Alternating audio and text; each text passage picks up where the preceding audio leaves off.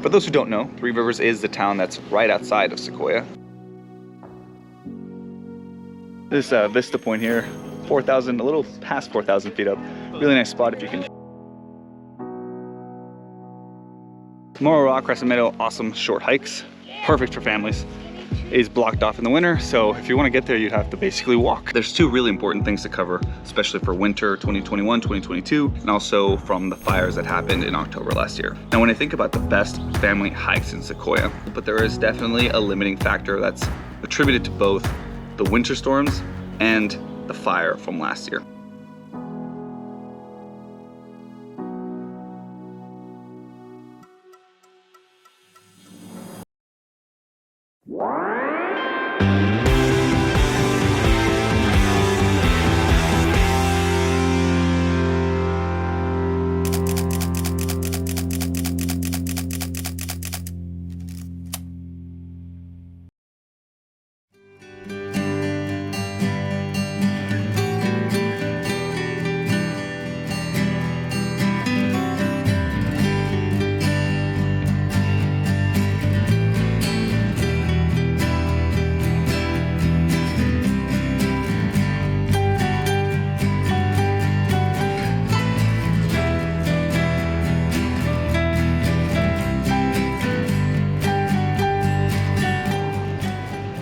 Good morning from Three Rivers here outside of Sequoia National Park. For those who don't know, Three Rivers is the town that's right outside of Sequoia. Very convenient place to stay, get food, gas, everything you need before you head up to the park. This trip is gonna be a little bit different. A few years ago, I made a video about family-friendly trails at Sequoia National Park. This is gonna be very similar. I'm gonna show you guys as much as I can of the park.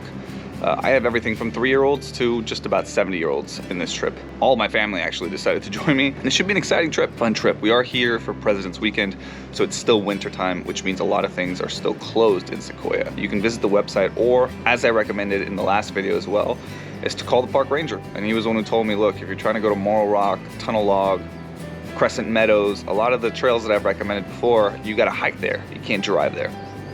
The shuttle service that I've been on before starts Memorial Day. So winter season is really not the time of year to be in Sequoia, which is fine. Just know that if you're trying to hike, it may be best to come when it's not winter. I don't know how much snow there is up there. The ranger told me there was a good amount of snow. So we'll figure it out for ourselves once we head up and make decisions about what we can and can't do with the entire family. Stick around. I'm sure we're gonna get some really, really nice footage today in Sequoia.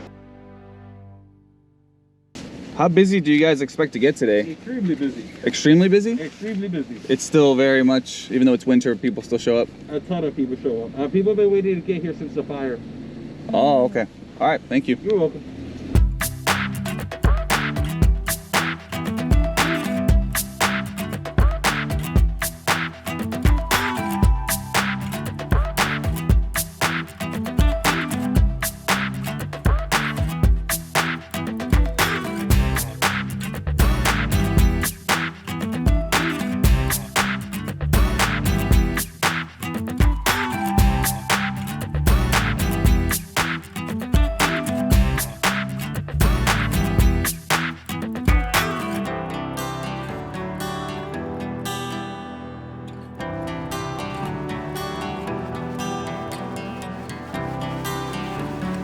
Hospital Rock is one of the first things you see in the park, starting probably 10-15 minutes in. Picnic sites, bathrooms.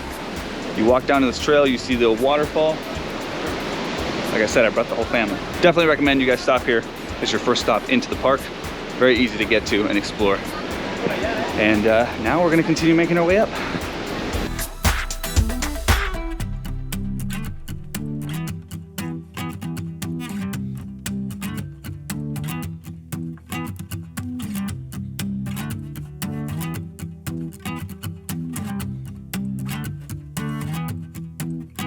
This Vista point here, 4,000, a little past 4,000 feet up. Really nice spot if you can find parking. That big rock right up there is Moro Rock. Awesome spot for sunset.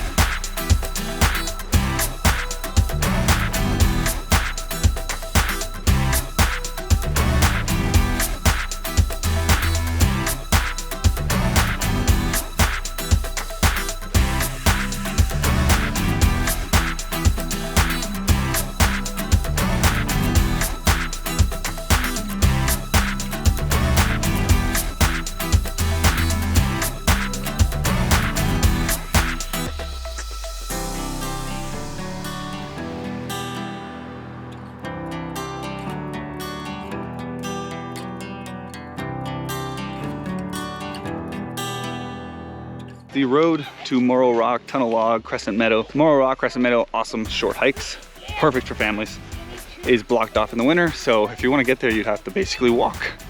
We're not gonna go all the way. Again, we're a group of 12 at this point. So we're just walking a little bit, checking out the trees. You can see that fire damage from last year, which is just sad, but is what it is. Just kind of taking it all in. I always just love being around these big trees.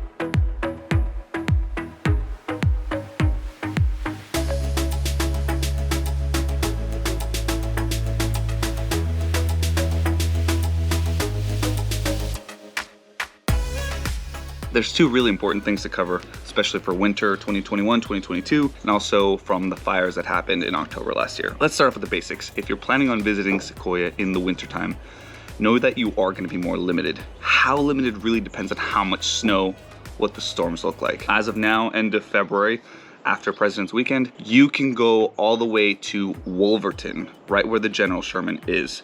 And the road to Crescent Meadows and all that stuff, as I've covered, is closed, so you'd have to walk. But you can still check out the museum, you can use the pullovers. Some of the picnic sites on the bottom are still open, but there is a good chunk of Sequoia National Park that you can visit if you're willing to maybe do a little snow hiking to get to the trails. If you're coming with family, we're really just gonna be checking out the park kind of as is. You're probably not gonna be snow hiking to get to the trailhead of something, which is fine, still enjoyable.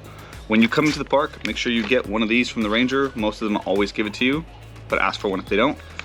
There's no service at the park, which is why you saw me with walkies. 3 different cars, very easy to communicate. Let's stop here, look there, look there. Now, when I think about the best family hikes in Sequoia, I look it up and there's obviously a lot of different opinions on this, but generally I found that a lot of the trail guides that I already have are part of that list. General Sherman, Congress Trail, I made a trail guide on that. Moro Rock Trail, there's 2 different versions, but there's one that's half a mile. I made a trail guide on that. Big Trees, Crescent Meadow, Marble Falls, which is a little bit tougher, Tacopa Falls, even Big Baldy's on here, depending on kind of your skill level as a hiker. All these videos that I just mentioned, I have trail guides for, and you can check those out. I'll link them somewhere in the description. But generally, you're gonna wanna stick with things that are 2 to 3 miles long. I'll put, again, more information down below. I'm sure that's not a comprehensive list. There are probably others that are 2-3 miles that people might recommend, but I would really suggest, especially in the wintertime, that you guys stick to Congress Trail area of General Sherman, if you can find parking for it, and the Big Trees Trail, because the parking there is always open in front of the museum. You can park there, and then from the museum all the way around to Big Trees and back, it's a little over a mile, which is perfect, especially if you have younger kids and family like I do. We can do a little bit over a mile. That's not a problem. That's that for Sequoia in the wintertime. Still very limiting, but enjoyable, depending on what you want to do and what you can do in the snow. Let's talk about the unfortunate news that impacts really 2022. Visiting after the KNP Complex Fire. In October 2021, the KNP Complex Fire burned over 88,000 acres in and around the parks. Impacts from the fire create risks. Trees can fall at any time, narrow winding roads with steep drop-offs are even more hazardous during storms. What this is basically referring to is after that Wolverton road pullout that I mentioned earlier, the road on general highways is closed. So that's the furthest you can get. You can't get to Tacopa Falls, the lodgepole. You can't get to Uksaki Lodge, you can't get into Kings Canyon, you can't do any of that. Not so much because of the winter storm, but because of the fire. Winter storms may close park highways, especially at higher elevations. The KNP Complex Fire impacted most of the General's Highway, increasing the potential for slides and debris flows. When roads are plowed and cleared, they will reopen. So just know that at this point in time, there's still a big part that's closed at Sequoia. I'm not exactly sure when it'll reopen. I'll keep the description updated on that as I hear about it. But just know that that's also a limiting factor if you plan on visiting during wintertime, maybe even early spring at Sequoia. Overall, I hope you guys found this video useful if you're planning on making a trip out here. Again, still enjoyable, but there is definitely a limiting factor that's attributed to both the winter storms and the fire from last year. The rest of the video will be more footage from Sequoia, so I hope you guys enjoy and stick around. I'll see you next week.